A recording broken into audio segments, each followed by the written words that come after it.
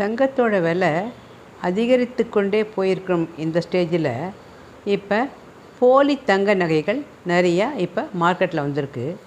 அதில் Bangladesh red gold அப்படிங்கிறது ஒரு வகையான போலி தங்கம். இது எப்படி செய்கிறாங்கன்னா, செம்பு, நிக்கல், துத்தநாகம் மற்றும் அலாய் சேர்த்து செய்கிறாங்க. இது பார்ப்பதற்கு 100% தங்கம் போலவே இருந்தால் கூட இது சுத்தமான தங்கம் இல்லை. இதை உரசி பார்த்திங்கன்னா தங்கம் போலவே இருக்கும். அதனால் சீப்பாக தங்கம் தராங்க, ஜிஎஸ்டி இல்லாமல், செய்கூலி சேதாரம் இல்லாமல் தராங்க அப்படின்ட்டு கண்ட கடையிலும் நம்ம தங்கம் வாங்கிறது நிறுத்தணும். அப்புறம் பணம் போயிடுச்சேன்னு நம்ம கண்ணை கசக்கக்கூடாது. தங்கம் வாங்கும்போது 916 ஹால்மார்க் பதித்த தங்கத்தை வாங்குவது நல்லது. அரசாங்க அங்கீகாரம் பெற்ற நகைக்கடைகளில் வாங்குவது சால சிறந்தது.